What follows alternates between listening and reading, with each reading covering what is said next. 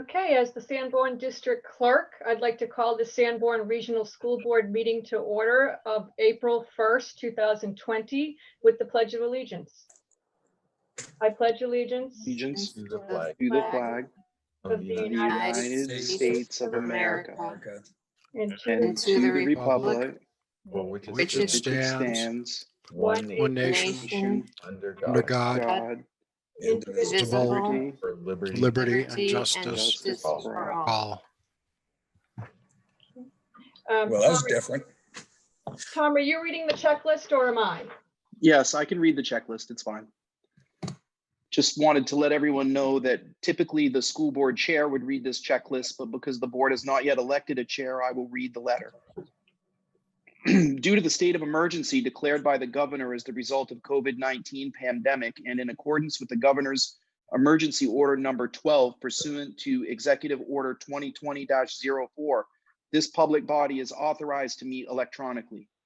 Please note that there's no physical location to observe and listen contemporaneously to this meeting, which was authorized pursuant to the governor's emergency order. However, in accordance with the emergency order, I am confirming that we are A, providing public access to the meeting by telephone with an additional access possibility by video or other electronic means. We are utilizing Zoom for this electronic meeting. All members of the Sanborn Regional School Board have the ability to communicate contemporaneously during this meeting through this platform, and the public has access to contemporaneously listen and, if necessary, participate in this meeting through the dialogue. Through dialing the following phone number: 1-646-876-9923, and the password is 780-257-3555. There's also a web address that you can access to watch to listen to the call, and that is on the school district website.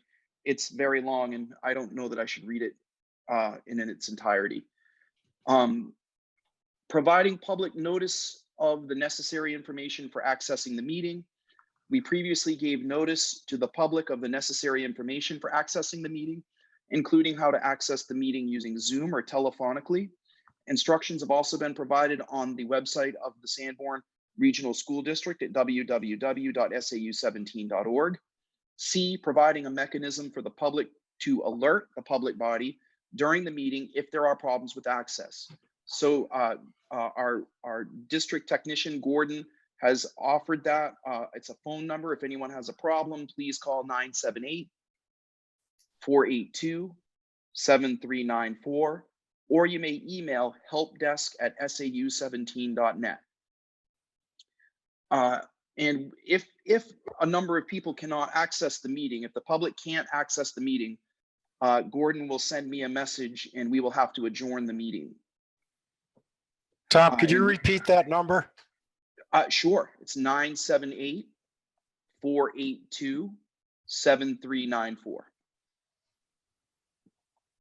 Could you possibly repeat the phone number for people to call in again? Sure. The phone number to call in and listen is 646-876-9923. And the password is 780-257-3555. Thank you. But if folks just go to the Sanborn Regional School District homepage, everything is right there on the front page. That's the easiest way to get the phone numbers and access help.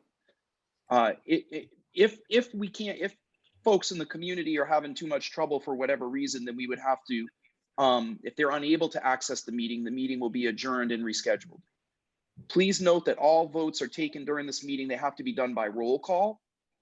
And we'll start the meeting by doing roll call attendance. Phyllis will take care of that. Each member will need to state their presence, and please also state whether there's anyone in the room with you during this meeting, and that's just required under the right to know law. Thank you very much. Okay, I think we can start the meeting with the roll call. Jamie, or how do we want to start? Jamie? Yeah, I'm at home and I'm home alone in my office. Pam? I'm at home and I am alone. Dawn? I am at home, hidden away in my daughter's room. The family's in the house. Larry, I'm at home and my wife is here with me. Mr. Baker, I'm at home. I'm in a home office by myself. Mr. Broderick.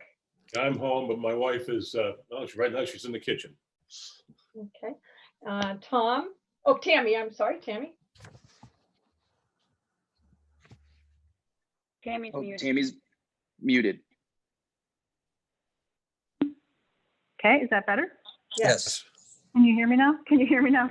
I'm at home. I'm alone at the moment. My husband's in the house. He may be around later on, but he's not here at the moment. Okay. And we also have, of course, Tom I'm home alone in my office. and Dr. Haynes I'm home in my living room by myself. and Mr. Angel. I'm in the high school computer room in the library.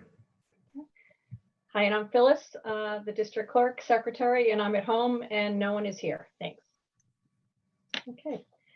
So I believe we move on to election of officers. Is there a motion for a chair? Hi, Phyllis. This is Jay. Hi, Jamie. I'd like to move to nominate Jim Baker for the chair. Is there a second on that? I will second. Discussion? Okay, all in favor? I guess. Jamie Fitzpatrick, aye. I think there'll have to be roll call. Yeah. Okay, so a roll call vote to begin with Jamie, Aye. Pam, Aye. Miss Dutton, Aye. and Mr. Heath, Yes, and Mr. Baker. Yes. Okay, and Mr. Broderick. Aye. Thank you, and Miss Mahoney. Aye. Okay, that's unanimous that Mr. Baker is our new chair. Congratulations, Mr. Baker. And you can Thank- take it from here. Thank you. I'd like to take a moment to acknowledge Pete Broderick's leadership as chair over the past 3 years. He's negotiated us through a lot of complicated stuff, and I just want to recognize that and thank Pete for that hard work. Yay. Thank you, Pete. Yay. Thank you.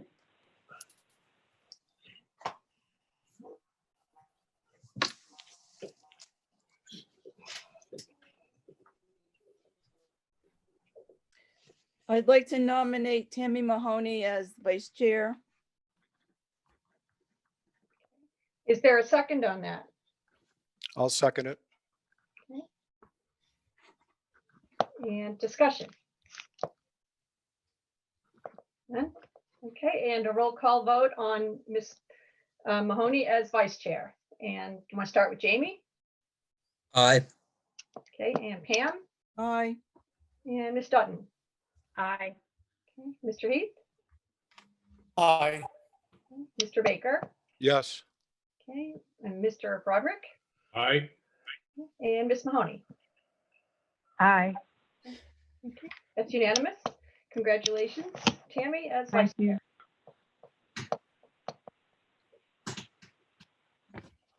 Okay,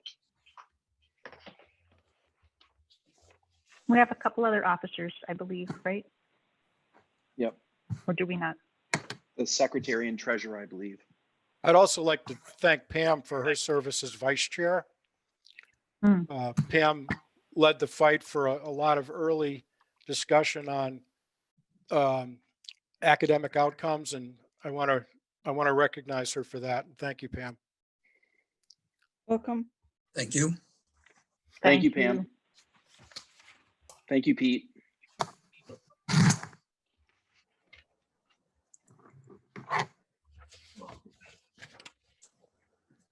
So Jim, I think we're on to the meeting now Okay. is yours. So we're on All to right. the action on the minutes. Okay, so we have 2 sets of minutes. Point of order.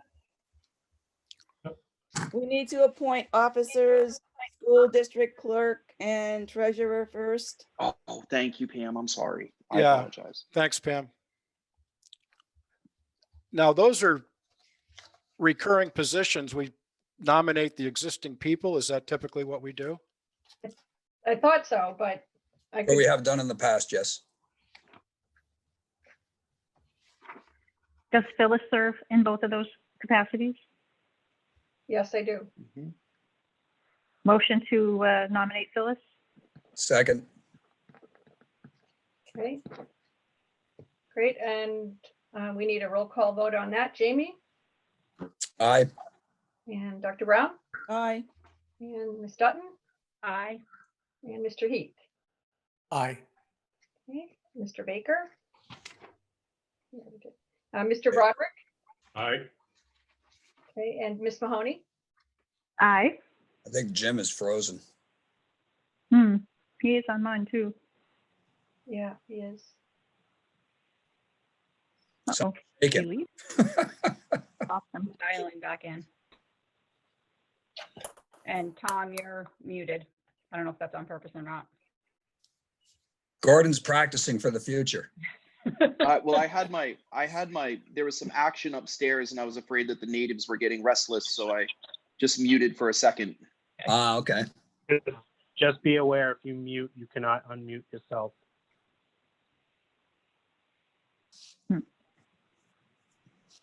Okay, so I'll stay unmuted.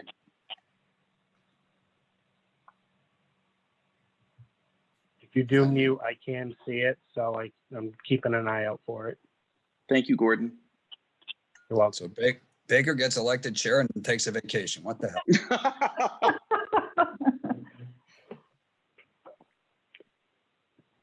There he is. Hey, Jim, we had asked for a roll call vote on the district clerk position. Yeah, I got disconnected. Sorry about that. So, So I vote yes. okay, thank you. So that is passed with a majority of the vote. I mean, it's passed. So how about for deputy treasurer? Which is my position again, which is, I'll nominate Phyllis for deputy treasurer. Second. John. Okay, roll call vote on that. Mr. Fitzpatrick Aye. and Dr. Brown. Aye. Okay, Ms. Dutton. Aye. Okay, Mr. Heath. Aye. Okay, Mr. Broderick. Aye. Okay, Ms. Mahoney. Aye. Okay, and Mr. Baker. Aye. Okay. Great, thank you. We also need to fix the salary for those positions. Okay, I would move we continue with the salary currently offered if that's sufficient, if that's adequate. I'll second that. Okay, that's a roll call vote then for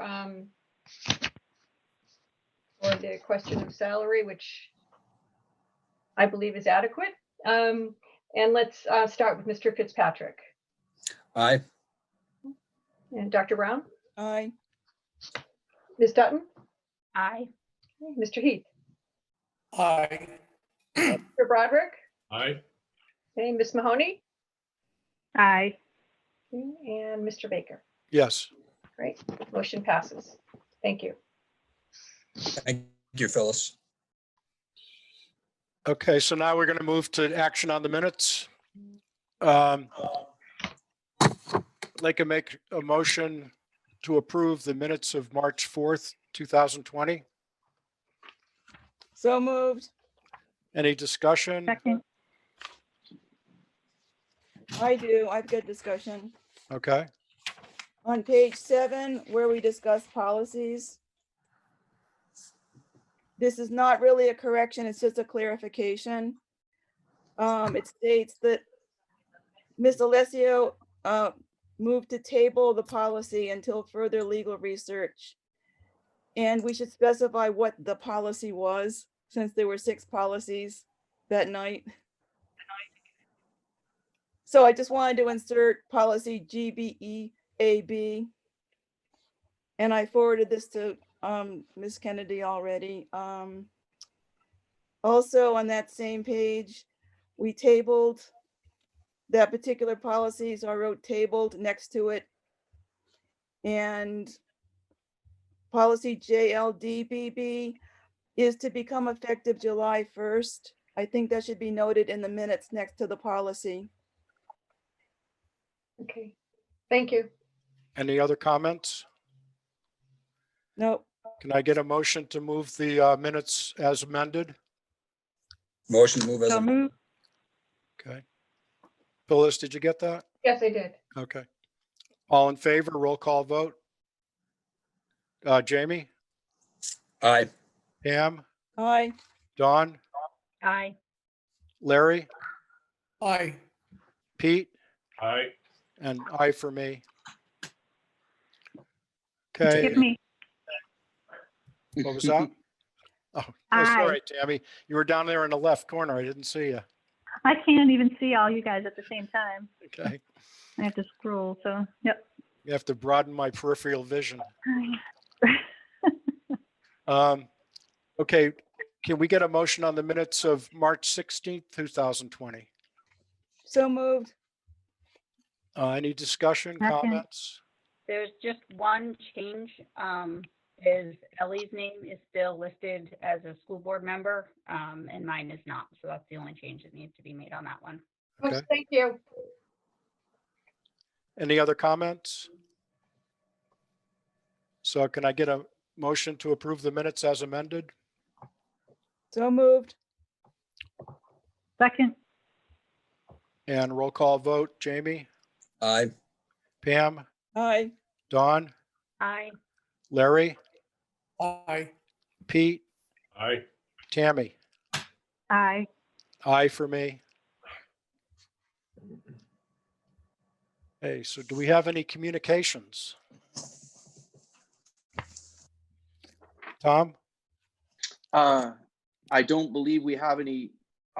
Matt distributed the manifest documents digitally. We do have nominations from Diana Rooney, which is, I think, one of the. So we do have the list for. It's on the drive, shared Yeah, drive. so I need a motion and a second on the staffing lists that were sent to you this week. Okay, I I'll move move. we approve the nomination of Renee Moran for ELA and interventionist for $38,393. Thank you. Would you like me to also include the resignations? No, we need a No. second. We need a No, second we on need to that do motion. the hiring first. All right. So I'll second that motion. Roll call vote, Jamie, Aye. Pam, Aye. Dawn, Aye. Larry, Aye. Pete, Aye. Tammy. Aye. Aye for me.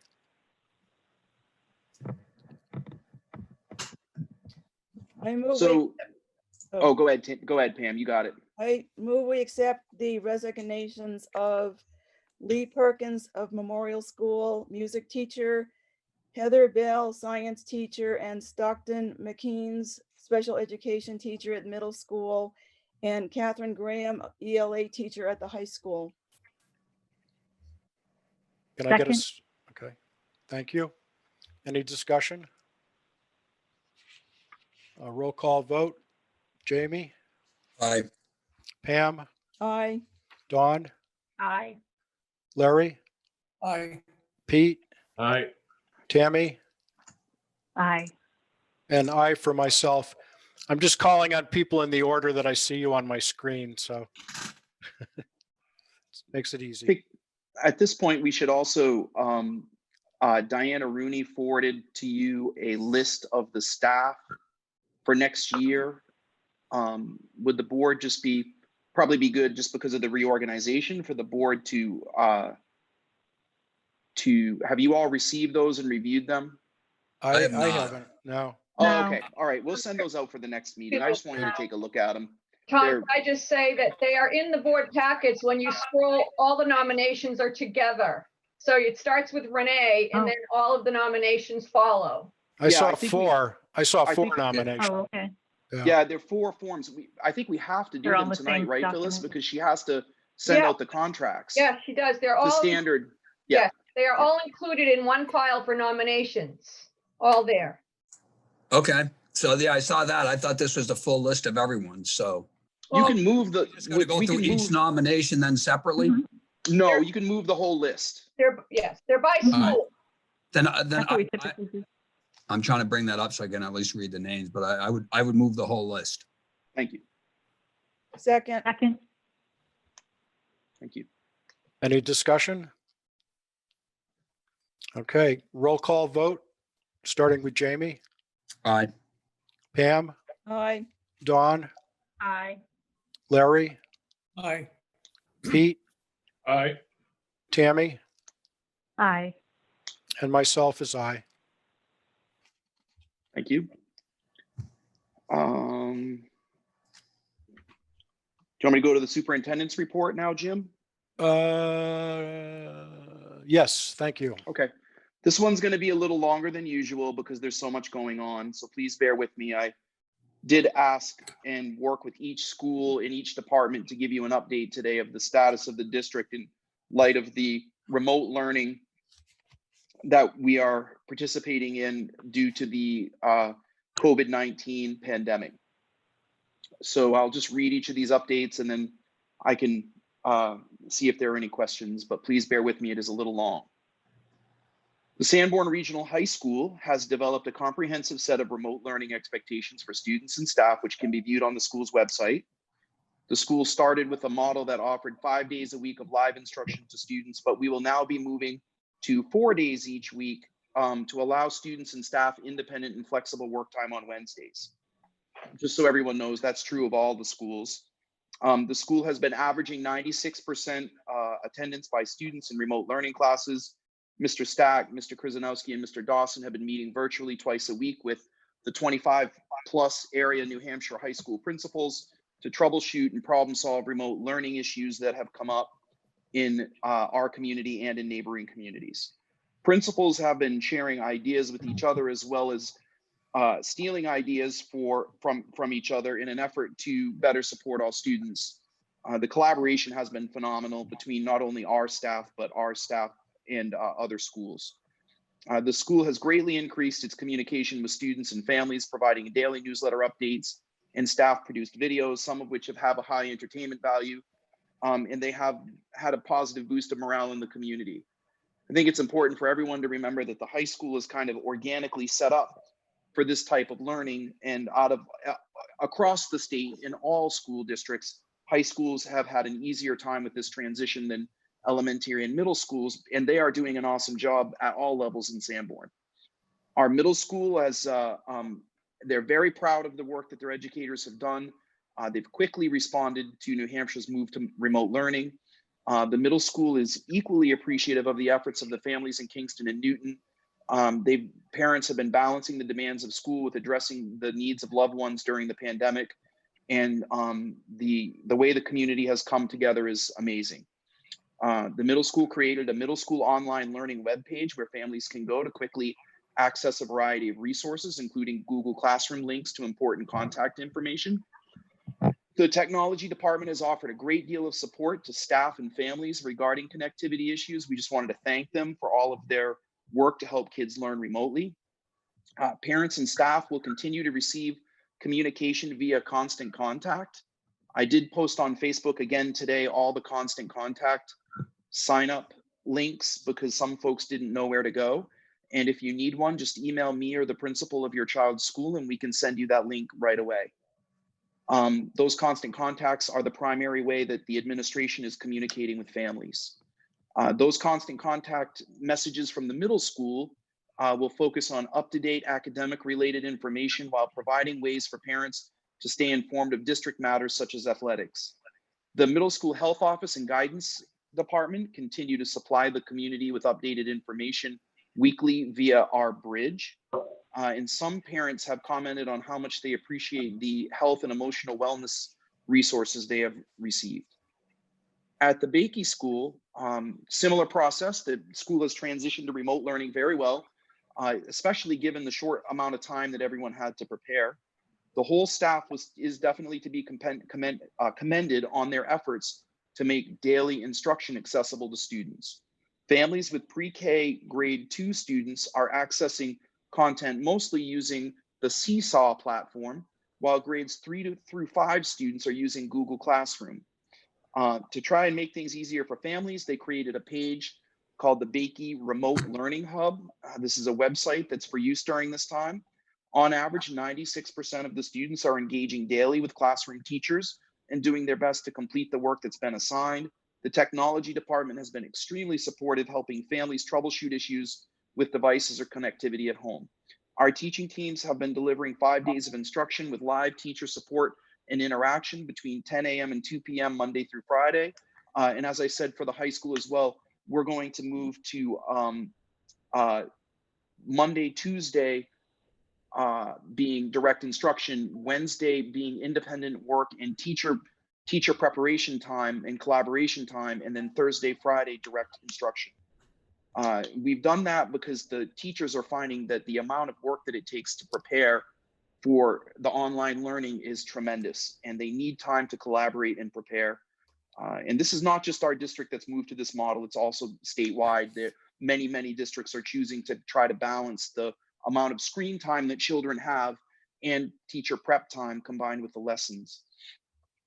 Several families have commented about how much they appreciate the regular contact from school, and that's also district-wide.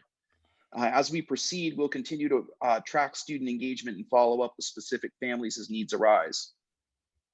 At Memorial, over the past 3 weeks, they provided over 100 Chromebooks to community families to support remote learning. They developed online learning platforms for all levels. Again, they're using Seesaw and Google Classroom, and they also created the Memorial School online learning page.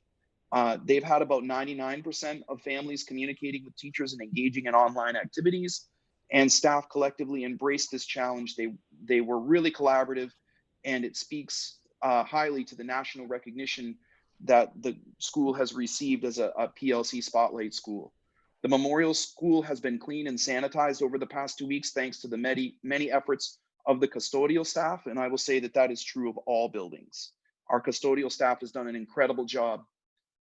In addition to these accomplishments, Mr. McCluskey wanted to express his appreciation to the Newton community. His students and families have been incredibly supportive and resourceful during this transition. And in closing, he wanted to mention that the most common refrain that he hears from everyone's parents, students, and teachers is how much everyone misses each other. And I would concur with that. It's been very different working remotely in terms of relationships, very challenging for all of us. This speaks volumes to the closeness of our community and the importance of the relationships that have been formed throughout the year. On the curriculum and assessment end of things, our transition to remote learning has been a learning process for everyone involved. Teachers, students, and parents are all participating to varying degrees in this new format. The initial period had an orientation feel to it, and now that we know that schools will be in remote learning format until at least May 4th, we're moving forward with a more solid instructional model that will support the continuity of learning for our students. Teachers have been working nonstop to ensure that students are able to participate and have been troubleshooting and answering questions to keep the learning at the focus. We recognize that this learning environment is new to everyone, and the work is substantially different from that of a traditional classroom. Teachers at all grade levels are working to identify key concepts, knowledge, and skills in their respective content areas around which to plan and focus instruction for students between now and May 4th. We have also established an instructional schedule that includes comprehensive remote instruction to Monday, Tuesday, Thursday, and Friday, where teachers and students are interacting regularly on a schedule. And that goes back to the point I made earlier about the Wednesday as the independent work day for students. It's really important to recognize that the NHSAA and the teachers union have been working collaboratively to solve problems, because the night and day nature of what's been happening has been slightly overwhelming for our teachers, who are just doing an absolutely phenomenal job. It's important to note that the statewide assessments, the NHS, SAS, PACE, and SAT have been canceled for New Hampshire this year. On the special education front, that has been an incredible challenge to try to figure out how to help families with special ed. Those teams are deliberately and systematically moving forward following the district's phases of remote learning implementation. So for the first couple of weeks, special ed was trying to figure out what's going on in the general ed curriculum. And because special education by definition is designed to provide access to the general curriculum, special education teachers are working collaboratively with classroom teachers as all students transition to remote learning. Step one for special education staff was to understand what is expected of students participating in general education remote learning. In many instances, special education staff members are co-teaching within that remote learning environment as needed. The team identifies accommodations that simply adapt the remote learning activities to meet the individual learner's abilities. As needed, the teams will modify assignments to allow students to meet the objectives of that lesson. At times, no changes are needed as the student is successful and needs little to no assistance. Special education teams continue to meet with families in virtual meetings to discuss students' educational needs and complete the necessary special education documents. As of this writing, the federal and state guidelines remain in place requiring special education teams to meet timelines and deadlines as outlined in the IDEA and the New Hampshire standards governing special education. Throughout this transition to remote learning, special education case managers and service providers remain in close contact with parents. These roles and responsibilities are outlined in the new April 1st document, Special Education Delivery Model during remote instruction. The good news is that by staff member reports, parents appreciate the regular communication while working closely with the member of their child's special education team. On the sports front, the New Hampshire Interscholastic Athletic Association, which is the governing body for high school sports, and the Tri-County League, the governing body for middle school sports, has announced the first date to practice or try out will be May 4th. The first date to play will be May 13th. Games or contests lost in April will not be made up. Please be aware that this could change as this is a fluid state of affairs. Also, the school district may have their own restrictions based on local circumstances. The website will be kept up to date as the situation unfolds, and we are requesting at this time that if your son or daughter is thinking about participating in a spring sport, that you go to the district website and click on the athletics tab and fill out the paperwork. This is in hopes that if we get up and running, that we'll have all the necessary paperwork ready to go. Please stay safe through this tough time and stay active. Remember, all outside school facilities are closed. And if you have any questions, you can always email Vicki Paradier at sau17.net. She'll get right back to you. I talked to Mr. Angel, and on the finance front, we've isolated our financial operations from all other operations. We will continue to process payroll and accounts payable normally. We've spoken to both towns and the Fremont School District about their cash flow needs, which appears we will be receiving funds from each source on a normal basis. On the facilities front, the process of disinfection and sanitization continues in the district's facilities.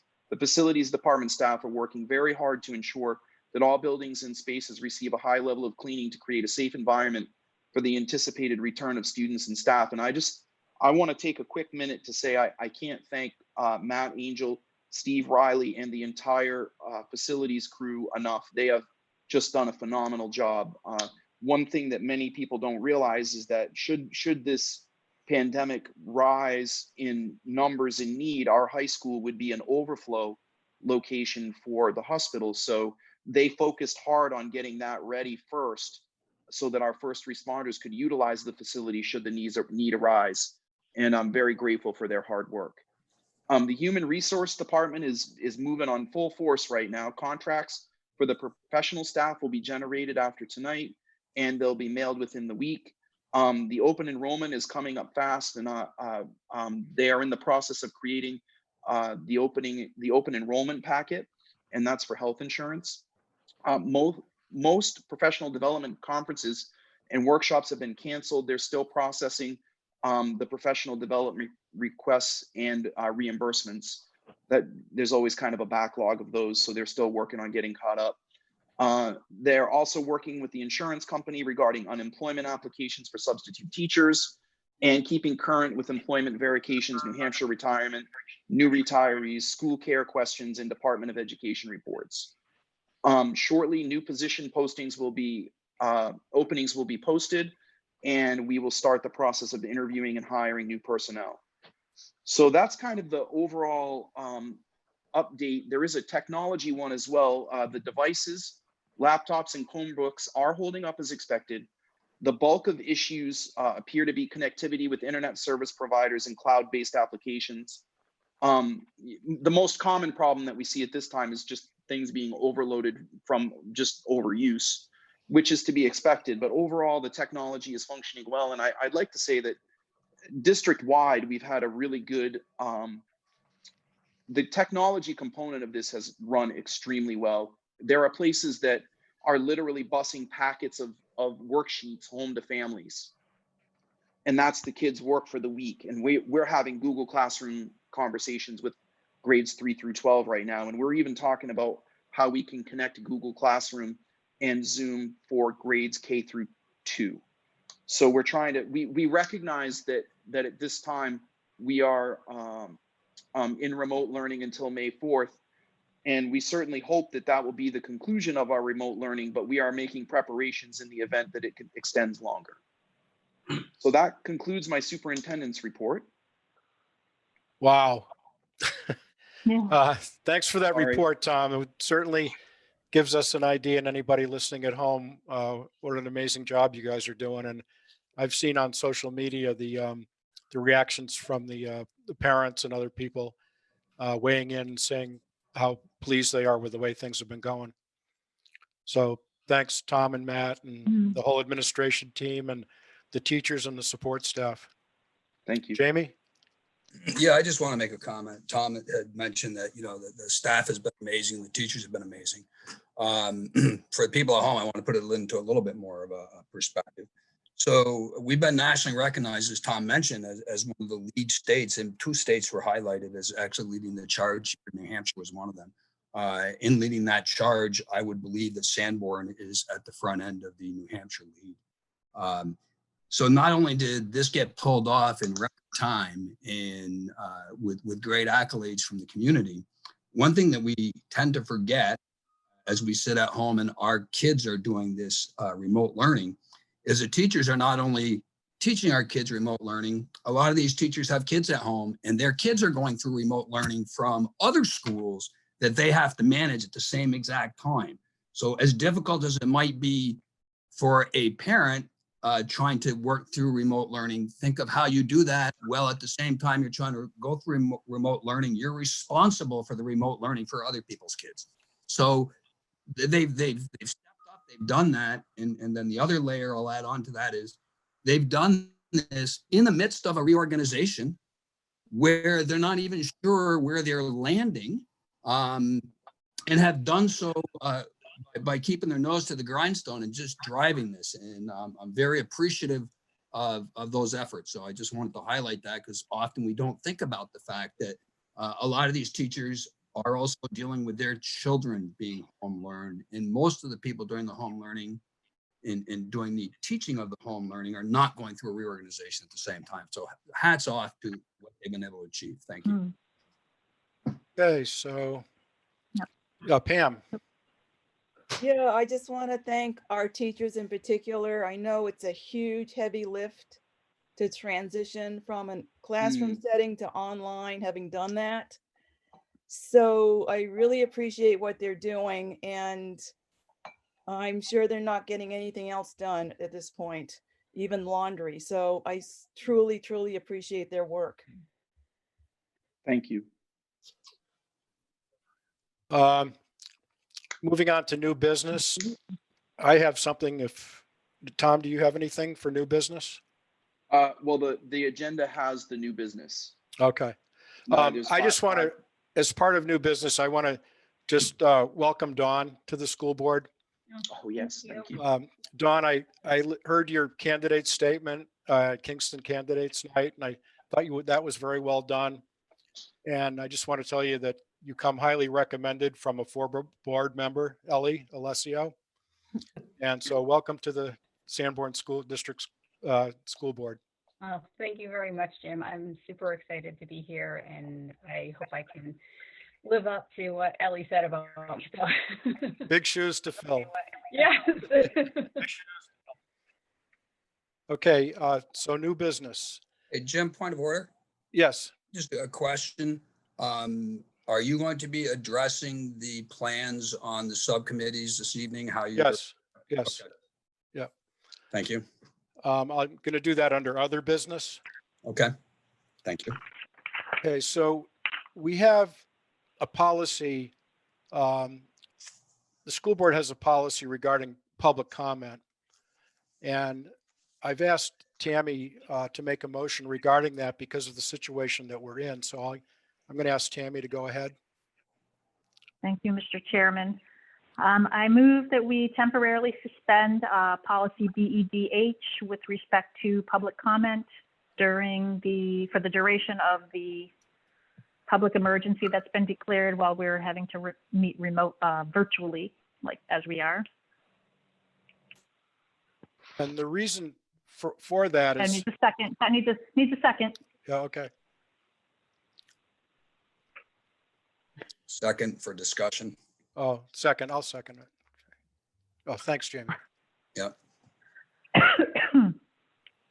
The reason for that is basically technical. To try to wield questions when we're meeting virtually, the only way to do it would be with another phone line. And I think it's just too cumbersome of a thing to try to handle. We're trying to get a lot of business done, and we're just starting to do this. This is a new thing for us. Hopefully, we won't be meeting like this for too much longer, but as long as it takes, we will. But at the point where we can meet again, we'll certainly reinstitute public comment. And I think that while we can't have public comment, we should still have people email us if they have comments and things that they want to talk about. They can also get something on the agenda if they want as well. Although I don't know how we'd really address that, but we'd have to work on that. So They would email me, Jim. If Okay. people have questions or a comment, they can email me. all And if right. they'd like something placed on the agenda, I would discuss that with you in preparation for the board meeting. Okay, thank you. Yeah. Pam? This point of information, could our IT coordinator, Gordon, confirm that the phone line is working and people are actually able to access that this evening? Yep, so right now it looks like we have about 5 callers in, and we are currently sitting at about 25 live viewers on YouTube. Thank you so much. Thanks. Wow, that's more than You're a welcome. regular school board meeting. It is, well, yeah. Tammy, you had your hand up next. Yeah, I just wanted to emphasize that, as Jim said, this is really procedural. The intent is never to restrict the public from being able to address us or make comments to us. And I do encourage people to email any or all of your elected officials. We can all be reached, first initial, last name at SIU17.net for any comments that you do have regarding agenda items. Again, the suspension of the policy is really just kind of a technical procedural piece of business that we need to do. But certainly we're still interested. We really still want to hear from the public. I think it's important to note that it's Tom, Jamie. Oh, sorry. I didn't see that. Yeah, Jamie, go ahead. Yeah, I got a bit of concern with suspending public comment. I understand the technical reasons why. As you mentioned, Jim, about the emails, what I would say would be, it would be good for the board if people do email directly or through Tom and Tom distributes it to the board. It would be good for us to at least acknowledge receipt of and reading it to the person so that they know, just like they know in real life, that they might not have liked what I said, but I know they heard me because we're sitting there and I talked. So if they send an email in, if we would all at least acknowledge receipt of the email, that at least makes this closer to the intent of public comment by knowing that they've been heard. Whether it's been agreed with or not is another thing, and each board member can respond as they choose. But we should make an effort, all of us, to respond that we have read whatever they've submitted, to make it as close to real live as we can, would be my suggestion for the board. The only caveat I'd want to put on that is if we get an avalanche of emails, we can't spend the entire meeting. Oh, I'm not saying through the meeting. When Okay. you email, just you would end up responding, saying, thank you for the email. I have read it. And I then see. more comments. You can make more comments. If you don't have to, but at least the person knows that just as if they had said something out loud, it has been heard. So respond in an email. Yes, that's what I'm suggesting. Otherwise, yeah. Then Tom would do that, I think. Tom, go ahead. Yeah, typically what would happen is someone would forward a public comment item to me, and then I would forward it to the board and BCC the board and say to the person, I've BCC'd the board so that they got your email. Thank you very much. They have all received it. That way that person doesn't get 8 different emails from 8 different people, and it just makes, it's transparent. That, and Jamie. also that prevents a virtual meeting because they can't reply all. It just goes out to everybody in a way that everyone can read it and see it. Jamie, do you have any follow-up to that, or? I didn't make it into a motion. It's part of the discussion. I'm not trying to friendly amendment. People have to manage their own accounts the way that they manage their own accounts. From my own perspective, if I get that note in, I am going to respond to the person that sent it so they know, at least from my end, and I think it's good protocol for all of us to know that they have been heard. It has been received, because they know when they do that in public that what they said has been heard. And what I'm trying to do is make sure that they have the same feeling that what they've said has been heard. Thank you. Pam, you were next. 2 things. We have 2 policies about public comments, BEA and BEDH. And whenever public comments is referenced, it uses the word will, not may. So we have public comments as part of our meetings. It's not an option. It's a will means shall.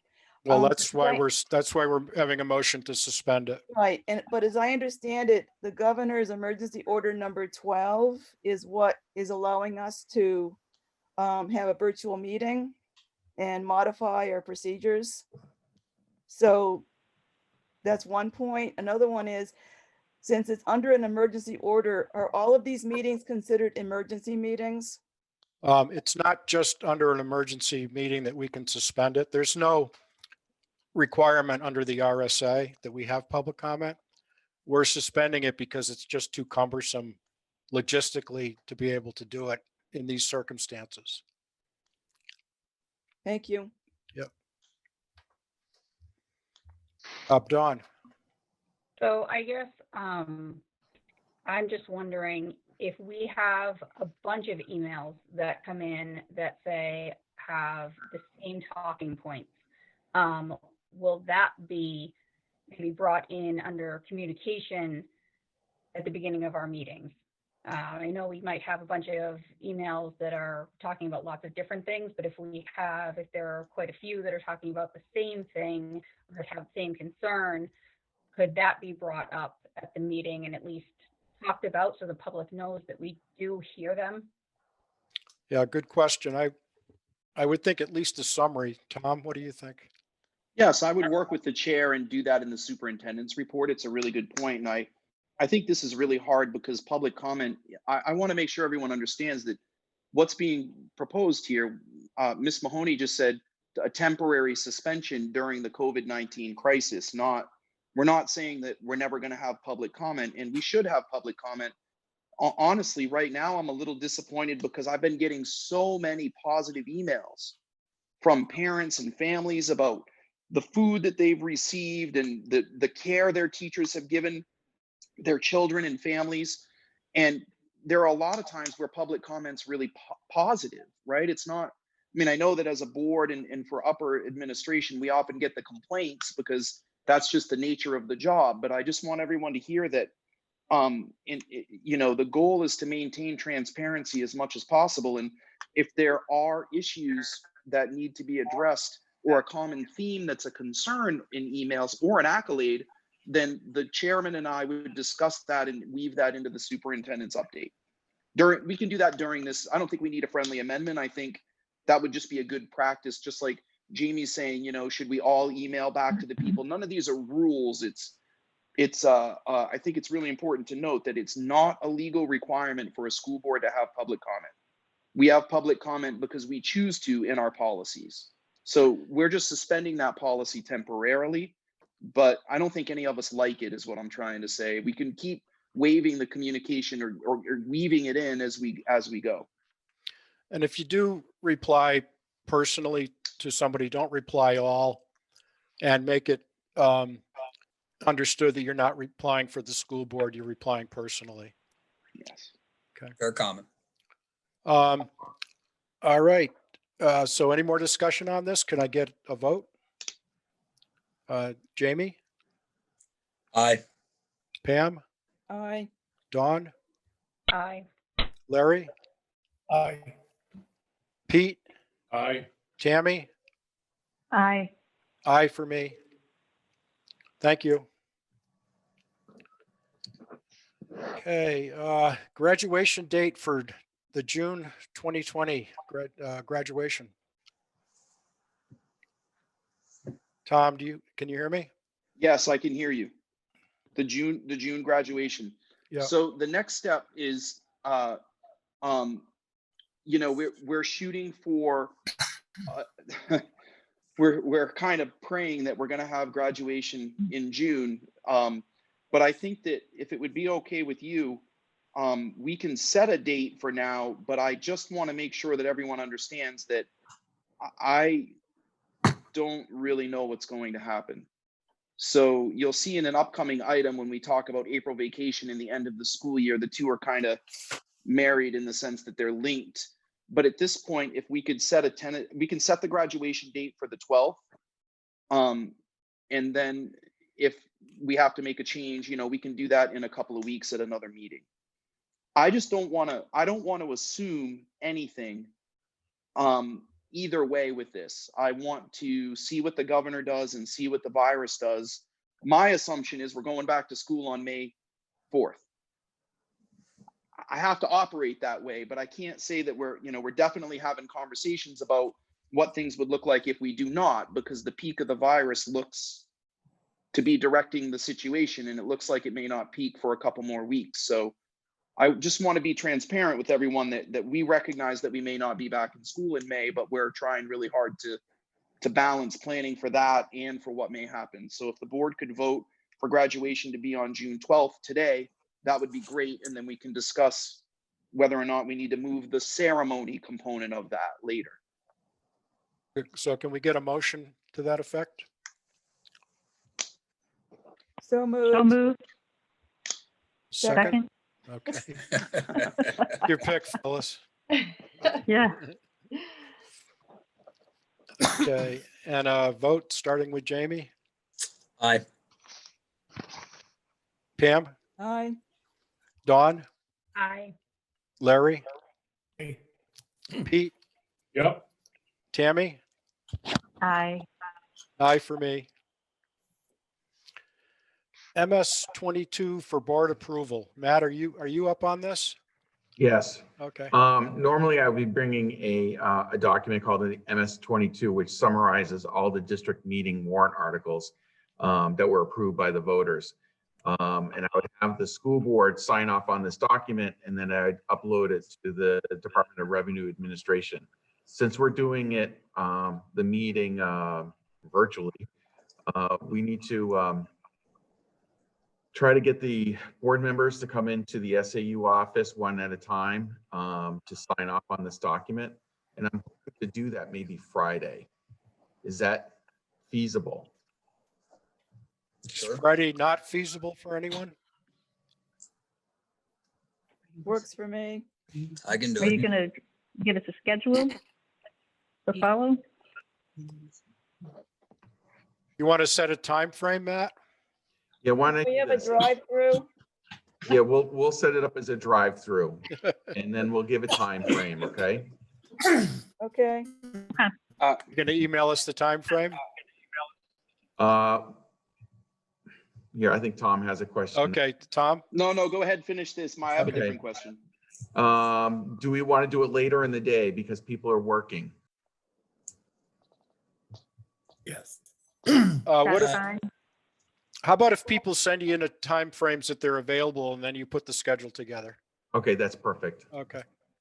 Thank you. Tom, you had, yeah, Tom. I want to get my kitty now. Tammy has a kitty. I'm shooing the kitty away. No, I made a mistake. The end of school is June 12th, graduation's June 5th. So we need to redo that. I'm sorry. Okay. I had Brian, Patty Have texting two of me and them. I'm like, don't text me, just say something. It's okay. Okay, so graduation is the 5th, you said? Yes, I'm so sorry. I'm so discombobulated about the end of the year right now. Okay, so we're gonna amend our motion to read June 5th. If I can get so I'm gonna move that we amend our motion to be second, June 12th to June 5th. Can I get a second? second, Second. Okay, and any additional discussion? Okay, roll call vote, starting with Jamie. Aye. Pam, aye, Ron, Aye. Larry, Aye. Pete, Aye. and myself is I. Aye, for me Oh, too. Tammy, sorry, geez. Next time wear red. Okay. All right, so we're all set with the graduation. We're all set with the MS 22. We know what we need to do. Yes. Withdrawals for board approval. Tom? That's Matt. I'm sorry. Oh, that's Matt also? Oh, withdrawals, these are financial. Okay, Yes. go ahead, Matt. Could I ask a question?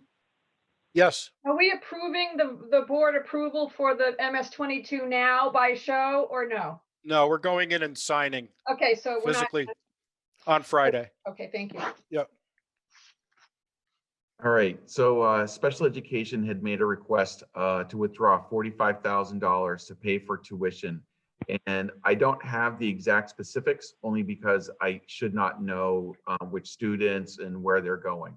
But essentially, the way I understand it, 2 students have moved into district and have caused a financial burden, so to speak.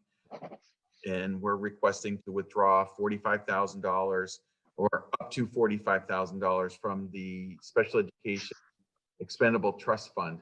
And the most recent statement that I have for that particular fund for February 29th, 2020 is $240,296.38. That's it. That's as of when, Matt? February 29th. And nothing's been taken since, right? No. Okay.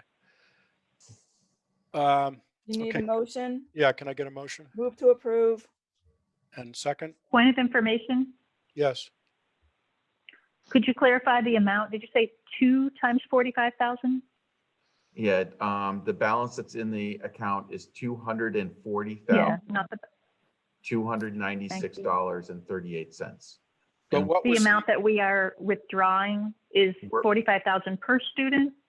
No. So it's for 2 the times students. 45,000, or It's for both is that the students. total? that's Yeah, the total. Okay, so it's just the total is 45,000? Yes, so it's up to 45,000. So if, say, for example, the bill comes in at 44,500, we're only withdrawing 44,500. Okay, I'd like up to, to, okay. I'd like to have a discussion about reserve funds. Because our goal right now is to build these funds up, as I understand it. I know the money's there for this 45,000, but I just want to ask the board to think about whether we want to tap the reserve fund at this time, or if we want to keep building them up and take this money from unexpended monies and have a discussion about that. Any thoughts on that? I have a question. Okay. Matt, does the reserve fund get replenished at the end of each year? The reserve fund only gets replenished by vote of district meeting. So there's going to be a warrant article to add money back in. Okay. So then Jim's point is valid that it would make more sense to use the unexpended fund so that it doesn't tap the reserve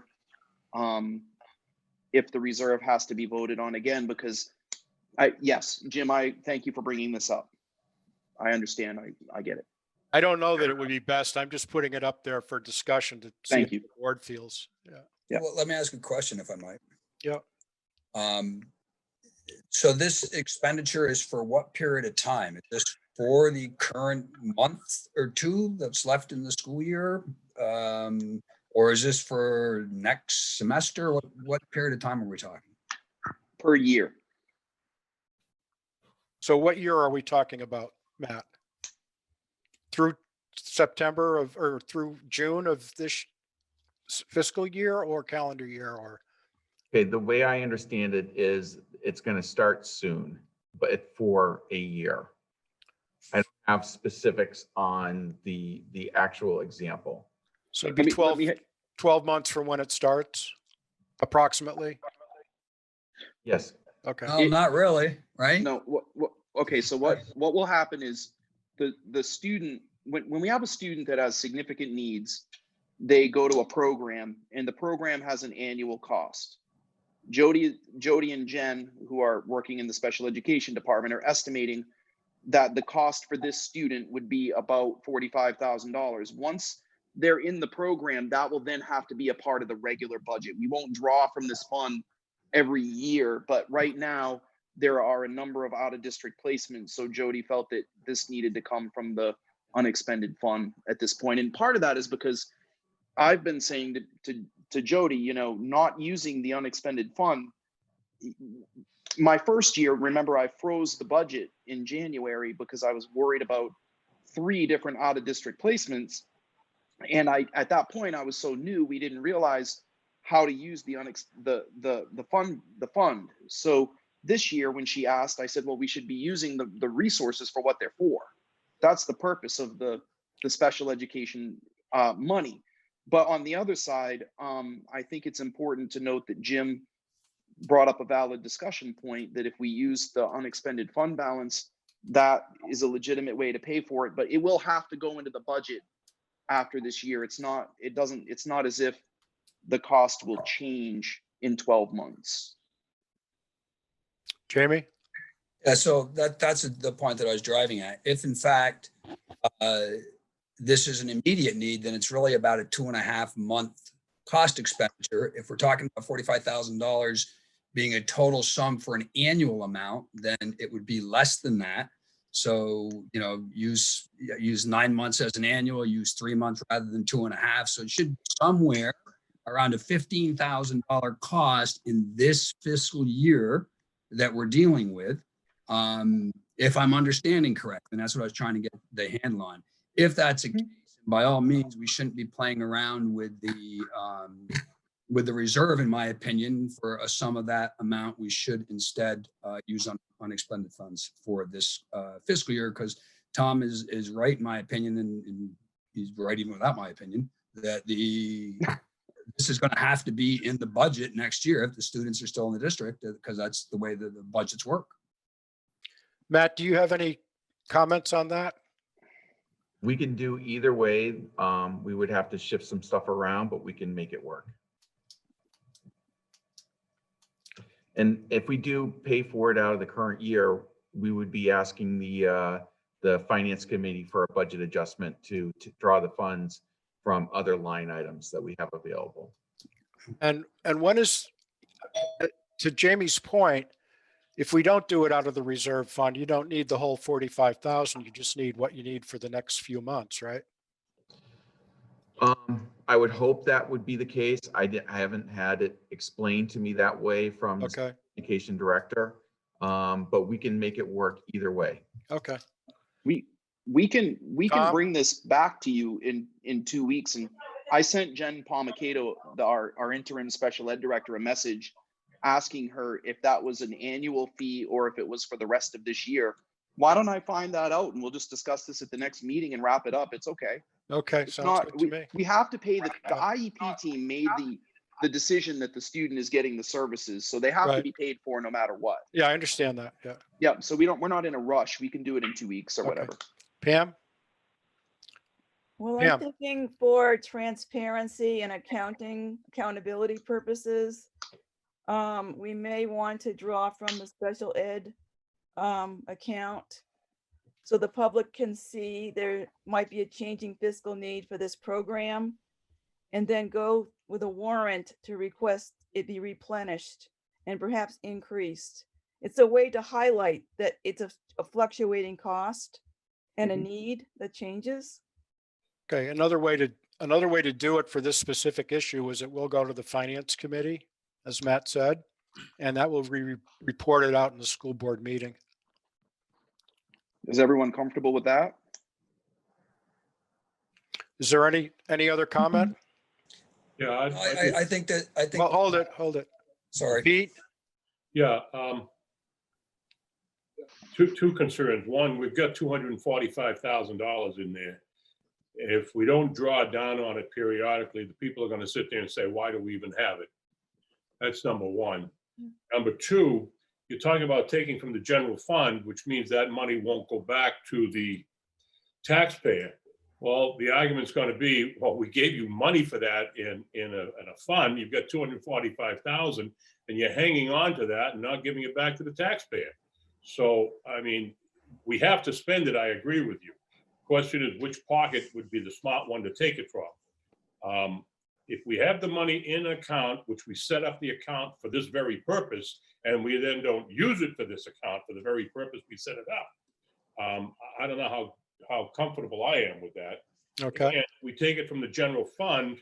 We're really saying to the people, you gave us 245,000, and now we're taking another 45,000 from you because, in a sense, we're not lowering your tax rate.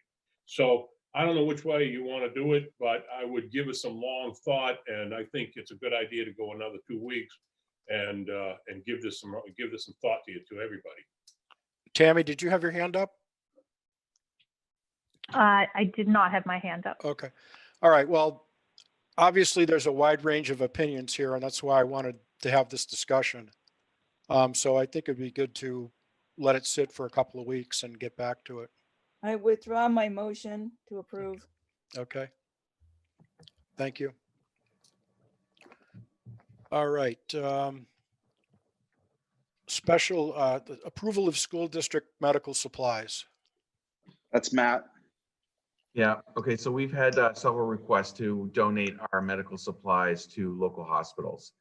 Before that request, I've been trying to coordinate our medical supplies with the local ambulance and fire departments. Since then, we've actually had I'm foreseeing some constraints on the use of masks and gloves by people working in the food service delivering food.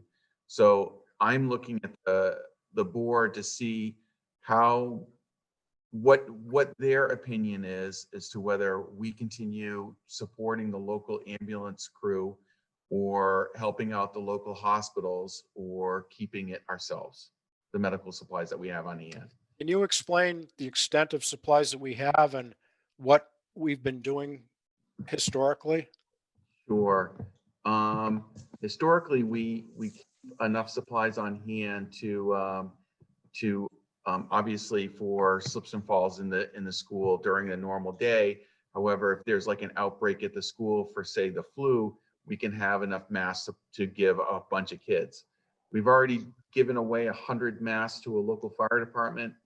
And right now we're up to 150 masks, but we have 4 cases of medical grade gloves from the science classrooms. And how do we acquire these supplies? We acquire these supplies through a normal line item for the nursing staff, and then for the science classrooms through their normal supply line item. And we go through these supplies during a normal class. Like if you had 20 kids in a science class, of course you're using 40 gloves. So when we give these away, do we get them back at some point when they're available again? No, we don't. We would have to go and purchase them on the open market again. Okay, so we're using school funds to give masks to a particular hospital or No, ambulance. to our local folks. Right. Yeah, Local, yeah, but yeah. And just so that you know, the local folks, the ones that we gave 100 masks to, we billed them for what we gave them. oh, you did. Yes. Okay, so all right. We Any could other probably comments? bill that through FEMA, Jim. That's what I was wondering. Okay. Yeah. And I mean, why are they coming to us instead of FEMA themselves? Because of the timing of it, or? The difficulty of getting supplies, Okay, get it from us in like a matter of minutes. right. They would have to wait for a period of time to get the supply. Now, just know that we have on order 2,000 masks on order. And it was told to us, we're waiting up to 3 weeks for those masks. Okay. Jamie, you had your hand up? Yeah, just for clarification, it's really a question for Tom. You said that the school is a overflow area for hospitals that should ever get to that condition. I would assume that that overflow usage would come with the supplies, with the medical crews that would be coming in, as opposed to tapping our supplies because our supplies are sufficient. That's correct? You are asking the perfect question. So in a perfect world, yes, but in the world we're living in today, I don't know, which is why I asked Matt to bring this to the board. I think that we have a lot of latex gloves that could be used as PPEs by either our local service providers or honestly, the hospitals are putting out as well. Exeter Hospital put out a request for any medical supplies that we could give them, or anyone could give them from the schools. And Matt and I had a discussion. We felt like because it's your tax dollars, we needed to kind of have a conversation about whether or not we would continue to source out what we had for limited supplies. And the reason why they're asking is because of the national crisis and the shortage of medical masks and gloves with the coronavirus. So the answer to your question is yes, you would think that they would. But in this environment where, you know, my kids are having conversations with my wife about how to sew masks for nurses because they can't get enough, they probably won't. So one thing Matt and I talked about was, you know, through the FEMA, we'll probably get reimbursed for all kinds of things, like giving the masks to the fire department. We gave them a bill, but we recognize that FEMA will probably pay for that. I think the same would be true of the gloves. I think the question that we were trying to grapple with is how much do we parse out and support at this point in the phase versus holding some things locally, so that if the high school had to be used as an overflow shelter, we would have some supplies available, because we know that if we get to that point, there probably won't be enough supplies. Right. Yeah, that's my, so, you know, my concern isn't about, I mean, these aren't big dollar ticket items. So my concern isn't about the money really at all. My concern is more about how do we support the people that are on the front line right now that need it, but also not harm ourselves if it's needed even more for what our role is to support an overflow out of the high school, and what's the proper balance. So I'm inclined to say, yeah, some of it, but I can't see sending all of it because there's that risk that this is coming back our way. But I'd sure like to hear other people's thoughts on it too. Dawn? I just wanted to clarify, did you also say that these supplies are being used for our food services people that are doing lunch deliveries and such? Yes, that's correct.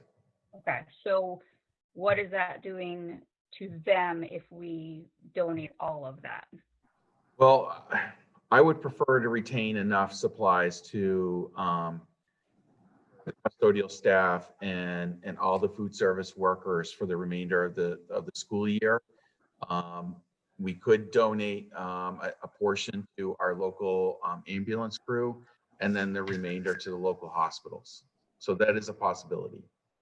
So do you have some numbers in mind, Matt? The masks are going to be a little difficult. I'd like to hang on to those because is only 150, and we could Yeah. probably go through 150 very quickly. Right. It's the gloves that we have, their cases. I could come up with a number, but let's just say we could probably keep 20% and then parse out the remainder. And you think 20% would be sufficient for a reasonable expectation of what might be coming our way? I mean, there's no crystal ball, but Right. It would just be the custodial staff, each member for each day, and then food service, each member for each day. I can calculate that number, and really what I'm looking for is permission to like follow this logic. okay.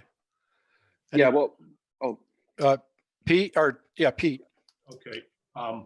You don't know how many gloves we have then? We have 4 cases of medical grade gloves. Well, you see, my concern is this. If we end up with receiving people at the high school, our custodial staff could well be charged with the sanitation, and they'll go through those gloves very, very, very, very quickly. I think holding 20% is a too low a number. You know, we have meetings 3 days a week. We have phone call meetings with what they call the EOC, which I have to go to. Stuff is starting to arrive. I would almost say we'll give them 20% and keep 80%. We can always give them more later if they need it. But if we give them 80% now, you know, I'd rather kind of like a poker game, you know, a little bit each time, because we don't want to cut ourselves short because we're nice people. I mean, it's a terrible way to put it, but if all of a sudden we need them for our own people and we don't have them because we gave them away, you know, charity begins at home. So, you know, yeah, do we want to help people? Yes, but we don't want to make ourselves short in the process. That's all I gotta say. On that logic. So we can also consider to support just the fire department for the town of Newton and the town of Kingston, and also the police departments as well. Yep. Anybody else? Yep, Tom. I was just wondering, you know, would the board be willing to authorize me and obviously through me, Matt, to kind of monitor the situation in conjunction with our first responders locally? Yep. And give out the resources as we see fit based on local needs. So in other words, if Graham comes to me and says, Tom, we're 2 weeks out from a shipment of medical gloves, we are out, and you know, we are having cases of COVID-19 in Sanborn now. So if he says to me, we're having an emergency now, we could give him a certain amount. I was talking to Matt more like before this meeting when we agreed to put this on the agenda. My thoughts followed closer to Pete's. Maybe we give Graham and the Newton Fire Department, the Kingston and Newton Fire Departments, a case, and then keep 3 cases in the building, and then see what we can get back in and reorder. And kind of, it's kind of, I know this sounds funny, but it's kind of like the toilet paper situation. If everyone goes out and buys all the toilet paper, you create a fake crisis. I would prefer to use our resources when there's a real need, so that we have it. So I'm asking, I think that maybe amend the motion to give permission for us to distribute those resources as needed with reporting out to the board. I agree with that. Anybody else? Jamie? Yeah, I would agree with that also. And we've got the benefit of having a health official on the board that can also help us guidance through this. So not everyone has that, but that makes total sense to me, because now we're being cognizant of our own needs, and the reality that maybe this remote learning and food delivery goes on longer than May 4th, and we have to take that into account with the needs of people servicing our community that we need to support too. So I think that makes a lot of sense with the amount Tom mentioned. Okay, Pete, do you want to make a motion to that effect? Well, yeah, well, I don't know if we need a motion other than just not pass this motion and just agree I that don't think we have a motion. Tom and Matt. No There is- motion yet. No motion, so I think if we just, Oh, we don't have a motion. Okay. we just agreed to let Tom and Matt keep an eye on the stock and talk to the fire department as their needs go. Okay, is there anybody that doesn't agree Want with a that? motion on it. Is there anybody that's not in agreement with that? Okay, so go ahead, Tom. Okay, thank you. The next two items really kind of are lumped together, the remote learning extension. When I originally created this agenda with Phyllis, I was thinking that I would give you an update on the remote learning extension, but I did that during the superintendent's report. So if it's okay with the board, I'm just going to combine the next two items. Really what we need to figure out is, do we want to have, well, there's a couple of things. One is that, are we going to continue remote instruction during April vacation with an understanding that if we're on remote instruction until the end of the year, it would make more sense to end the school year a little bit earlier so that the kids can go outside and literally be, when this lifts, being inside and on the computer to do school is going to be really hard for people, right? Whereas it's kind of like a strike while the iron's hot situation, that if we continue to have school, we could end the school year on May 29th, but there's a wrinkle, as always. And the wrinkle is that the union needed time to, the union votes on the calendar. So they wanted an opportunity to vote about April break. And we did do a staff survey, and it was very strong. Probably 70% of people want to teach at least 3 days during April break. So what I need from you for this evening is authorization to move forward with negotiating with the union around April break, and an authorization to make a decision about April break with an awareness that the school year may end earlier. And then we can do more work on this at the next meeting. This is really going to be our work right now, is figuring out what to do over the next 2 months. School is, I can't see a situation where if we're still in remote learning, where school is going to go much past May 29th, because after that, hopefully, I sincerely hope that we'll be able to see each other and go outside again, you know, and not go outside, but, you know, work in groups and be together. I think once that occurs, it's going to be pretty hard to get kids to sit down and be at a computer anymore. The second piece is the reorganization. So if we work a few days during April break and we close school at the end of May, then it would be logical that teachers, even if we're still in the heightened state of COVID-19, teachers can come in small groups and work independently to pack for the move, because we're still planning to have the move. Matt is moving forward with the bathroom. He's hoping to have a contractor lined up by April 15th. And Monday, they moved the computer labs at the high school to a new location so that as soon as a contractor is ready, they can start building the bathrooms. We're not slowing down at all, except that we have to solve the part of the teacher packing. So this is the proposal that's kind of on the table. The proposal that's on the table is that we have 3 days of school over April break, that we have 2 long weekends. We'll have Monday off and Friday off. Teachers would teach Tuesday, Wednesday, and Thursday. And the school year would conclude regardless of whether or not we're still in remote learning on May 29th, so that we can prepare and handle the move. And I guess what I'm looking from you, I just need authorization to handle April break for now, because the only other thing that we could do is, once I work with the union, we could have an emergency meeting, but I don't think that's necessary. So I leave that up to you all to discuss and give me guidance as to what you'd like me to do. And Patty, did you have anything you wanted to add about this?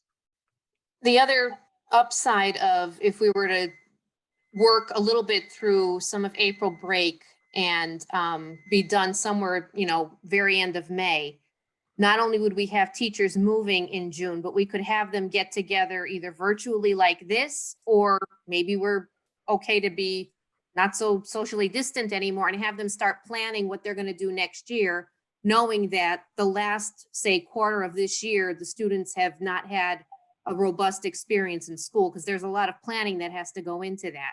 So it wouldn't be time that the teachers would be spending idle. They would be spending the time with each other to figure out, okay, we figure off here, where should we start next year with the kids? Thank you. Okay, so we need some kind of a motion to discuss it. Oh, we have one motion already.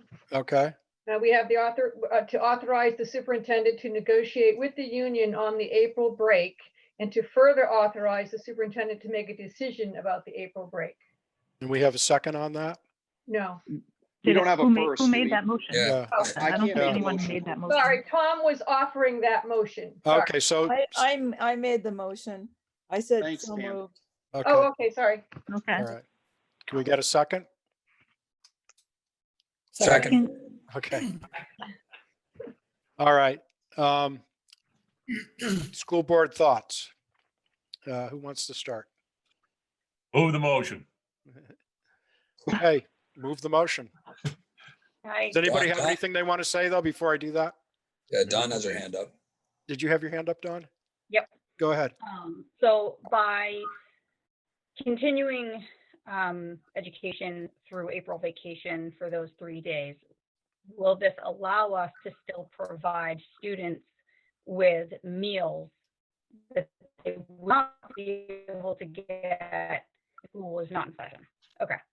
Yes, and that, thank you. I forgot to mention that. That's a key point, is that if we have 3 days of school over April break, we can continue to feed student meals. But I did have a conversation with Commissioner Edelblue this afternoon, and he's actually working on getting a waiver so that we can provide food even during April break anyway.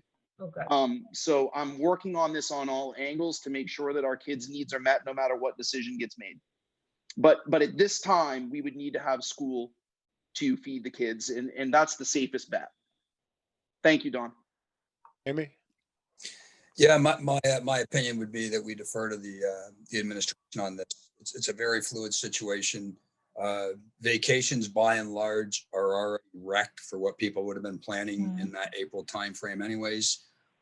Having no instruction whatsoever and breaking these kids out of this routine of remote learning and then saying, okay, now you're back into it, is going to be a lot more difficult than continuing it through. And as Tom mentioned, by the time we get to the end of the year, people are going to be busting at the seams. And if kids don't want to go outside, parents are going to be throwing them outside. So I think that this would make a lot of sense as suggested in the administration. I would defer to them in managing through this with the. Okay, let's call a vote on it. Jamie? Aye. Pam? Aye. Dawn? Aye. Larry? Aye. Pete? Aye. Tammy?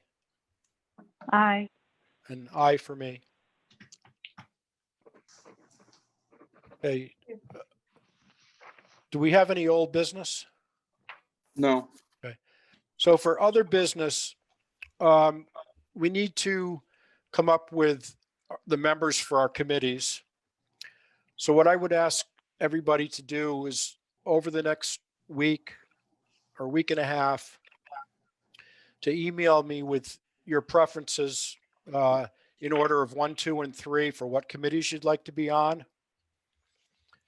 And then I can try to put something together and we can have a meeting hopefully in 2 weeks to set the committees.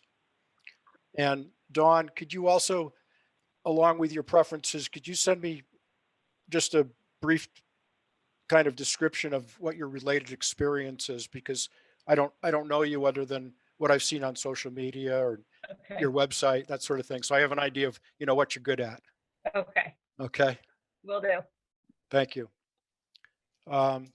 So if folks could do that, we can get going on that then.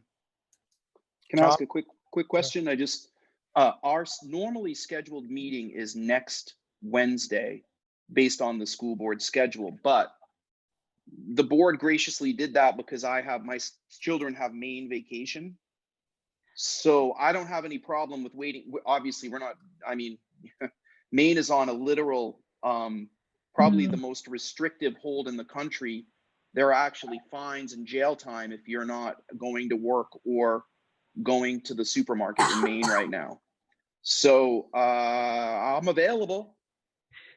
Well, next week's a little early, don't you think? That's when it would normally be, but that's Right. okay. We could do it in I 2 was, weeks. normally we do every 2 weeks. We do, but in April and February, we do the first 2 weeks because of my schedule. Right, but we don't have that scheduled today, this time. Exactly. I'm Right. just letting everyone know that, because some people in the community might look at our posted schedule on the website and say, wait a minute, there's supposed to be a school board meeting next week. Well, I I'd just like- wanted everyone to know that. I'd like to that we give us might- some time, and if you're going to be available Mhm. in a different schedule this April, if we could do it in 2 weeks instead of 1 week. I'm perfectly fine with that. I just wanted to be clear for the public's knowledge. Okay, Can Pete, I go ahead. have 2 cents here? You know, if you want to set a time, you know, we don't know what the heck is going on. I agree, 1 week is too soon. But I think this is the kind of thing that the chair and the superintendent should decide. I don't know if we want to actually say we're going to have it on this date, because things are too fluid. Would it be better, and it's just a suggestion, that we leave it open-ended, and as long as we give the proper notice, you know, we could go 3 weeks. I'm just concerned with getting people thinking, oh, well, in 2 weeks, we're gonna have a meeting, and then, you know, holy hell breaks loose. On the other hand, you know, we could always cancel that meeting. So Right. I think if you want to say 2 weeks, but understand it's gonna be fluid, we might cancel it and go another week later. Yeah, but I think we have to have that in our mind, that 2 weeks is good, but it could be 3, you know. Yeah. Anybody else? I think, Yeah, Jamie. sorry, I got to remember to raise my hand. Yeah, and just for my help, if you could, if you want to talk, if you could really wave your hand so I can be sure to see it, you know, don't be shy. Yeah, Pete's point's well taken. It could actually be a week earlier because you have to call it. You and Tom are going to have to call the audibles on that, but scheduling it at the 2 weeks. And if there's not an audible that needs to be called, then we go with the 2 week time. I'd like to give people time to think about it. So if you can get back to me within a week, or the sooner the better, but within a week. And then I can think about it too. Jamie? I don't know if it's a point of order or not.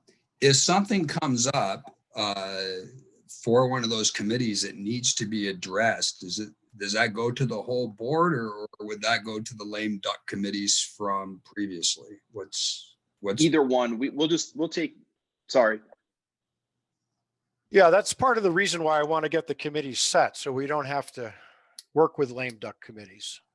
Because we know we need to get finance and facilities together, because we've got bids to look at, that sort of thing, in order for the consolidation work that has to be done.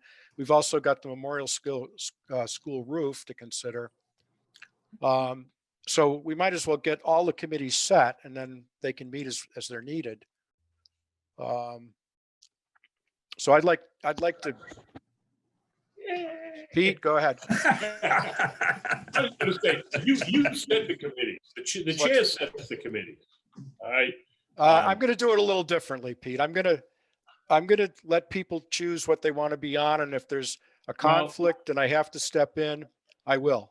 That's what's going to happen. All right? Okay. Well, trust me, you're going to have 5 people want to be on this committee and only 2 on that. We'll work it out. You're going to make it, you know. Yeah. I think what I would look at is the finance one. That's the key one, because they have to meet. Well, they all have You know, key. I can't see. All right. You know, I'm just saying that I think the key committee is going to be the finance and possibly facilities. But I think when it comes to committees, you know, this is one of those, Jim, that you're not going to be happy, but you have to be the guy to make the call. So, and I just want to give you. I appreciate that, Pete. You know, and no matter what you do, you know, there's going to be, there's going to be some people going to say, oh, gee, I wish I could. And that's unfortunate, but that's true. Yeah. So what I'm saying is, you could set the committees.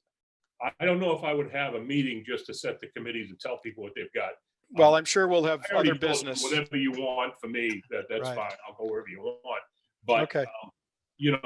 I think we're putting maybe too much into this whole committee thing. You're gonna do the job, Jim, and you're gonna make a lot of friends. So have fun doing it. All right.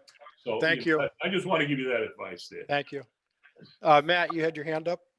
Yeah, just for those people that are going to be on the facilities committee meetings, we're going to have to meet in the afternoon of April 15th to look at the bids for the middle school bathroom and locker rooms.